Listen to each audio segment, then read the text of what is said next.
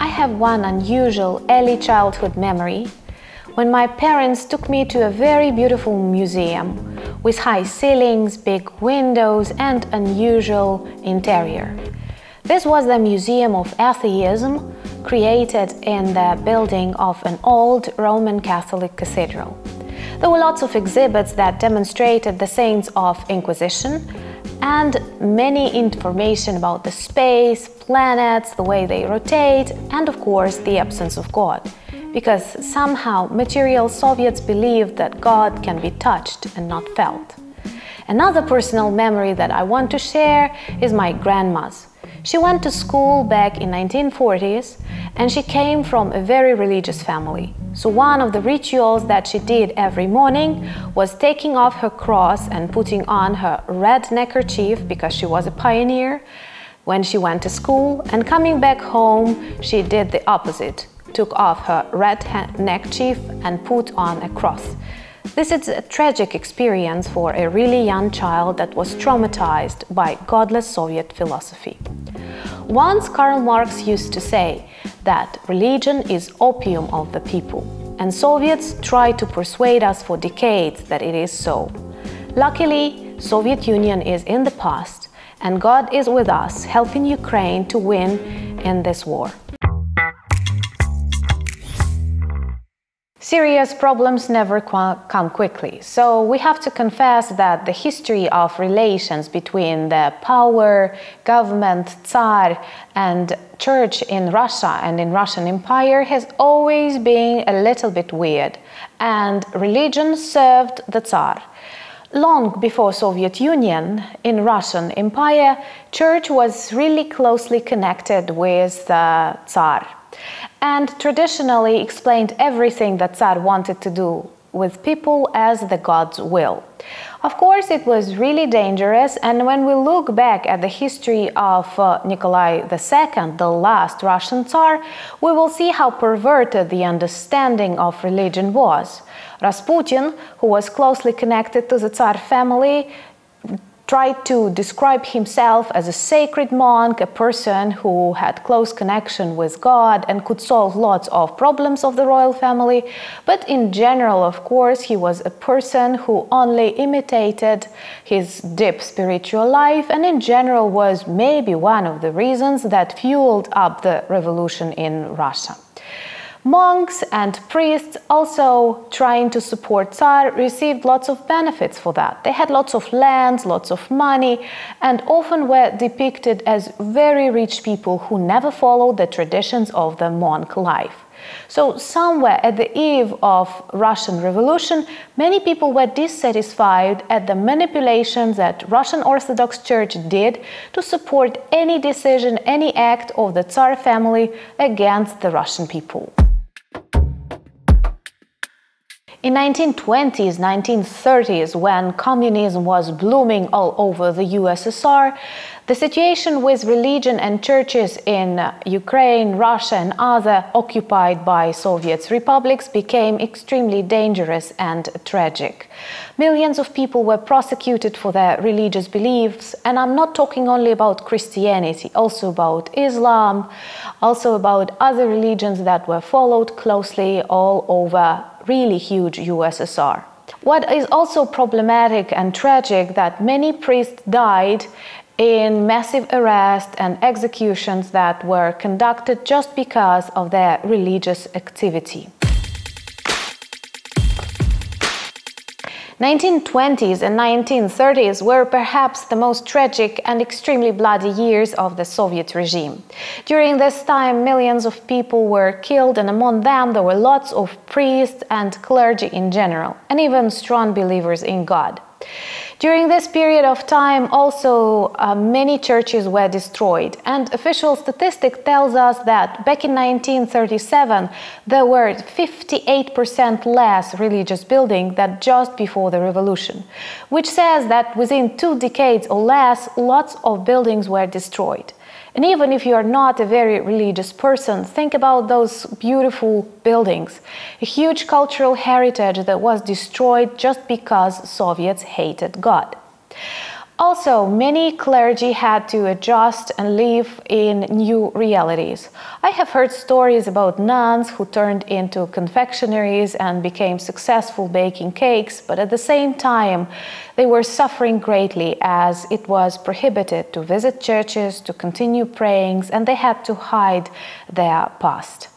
When we think about the reasons for that, why Soviets hated God so much, it is difficult to find the answer, because Stalin himself tried to become a priest before he became a criminal, a monster, and a tyrant. But one of the reasons is also financial. Many lands were taken away, many buildings were turned into something different. To tell you the truth, even I have seen a lot of churches, cathedrals that were turned into factories, gyms were given to schools, universities, or even for storage of the frozen fish. It sounds very sad, but at the same time, this switch to different functions saved many buildings. Others were destroyed, blown up, and there are lots of footages from that time when you see how the churches are destroyed, how people protest, try to save them, and actually there were lots of victims in these processes. Maybe because this is really a sin. Once again, even if you are not a believer, you have to respect the beliefs of others and, of course, protect the cultural heritage of the country you live in. And today, when Russian-Ukrainian war continues, we also lose lots of churches and cathedrals because Russian soldiers do not stop and target whatever they want. Many people describe the period of Khrushchev's rule as a thaw. Many things became easier, less people were prosecuted, more freedom, more trips, but it was different for religion. Somehow Khrushchev was extremely against clergy, against the functions of the churches, and many more were closed during this period. Also, brigades of godless people were organized to control those who visit cathedrals and services. And it was extremely common to invite students, school children to come and control how many people enter the church, what are these people, creating the list and causing the problems at their workplaces, universities, and so on. Sometimes you can even be expelled from your life or from your office or from your university just because you went to baptize Easter bread. During this period, also, lots of movies that mock religion were filmed, and it was extremely popular to speak jokes about that, to edit books that demonstrate godless Soviet philosophy. And in general, this period can be described as very toxic for religion. Some priests who wanted to continue working started to cooperate with KGB, and it was also a problem, and it is still a problem that exists in the Russian Orthodox Church. Many people believe that Patriarch Kirill is actually a KGB agent because of his gloomy past and lots of facts that support this idea.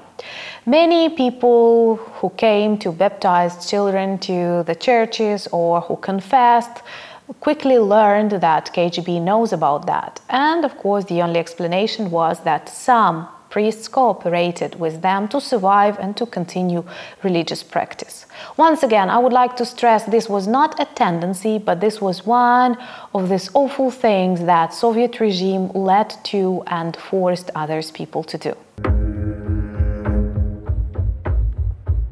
During the Khrushchev's rule, the Institute of Atheism became extremely powerful. Many people dedicated their research papers and started working in the field of atheism. I have also to mention that the subject was obligatory at the universities, and people were introduced to various theories that try to persuade that God does not exist and any spiritual practice is always a deceit. What is more tragic, students were obliged to listen to these courses, and for some students who came from religious families, it was a tragedy. And there are hundreds and thousands of people who did not manage to get their diploma, for example, a medical diploma, just because they did not want to pass an exam on their atheism. And later, even people who worked and had some courses or seminars to improve their professional work, like teachers, I don't know, engineers, they were also introduced to the idea of the atheism that became one of the central ideologies of the USSR. I have to say that all of these problems were not only targeted on Christianity, but many other religions that were present in the republics of the USSR, like Muslim or Buddhism. And people suffered, but faith is something you cannot eradicate by the decrees, orders, or even prosecutions. And lots of icons, extremely important religious artifacts were kept and hidden in families, were passed from generation to generation. The people continued to pray. Many churches were still working in the villages because people were fiercely protecting them, and of course much dependent on the local leaders. But in general, to be a successful student, to be a successful worker, you had to demonstrate that you have nothing in common with religion. Knowing how important faith is, Communist Party decided to substitute important religious holidays with important communist holidays. And when you look at this red calendar, you will be surprised that many prominent Soviet holidays actually coincide with traditional religious Christian holidays that were widespreadly celebrated on the territory, for example, of my country, Ukraine. But people were encouraged to work and clean during those days that traditionally were free days and holidays and were forbidden to work by the church.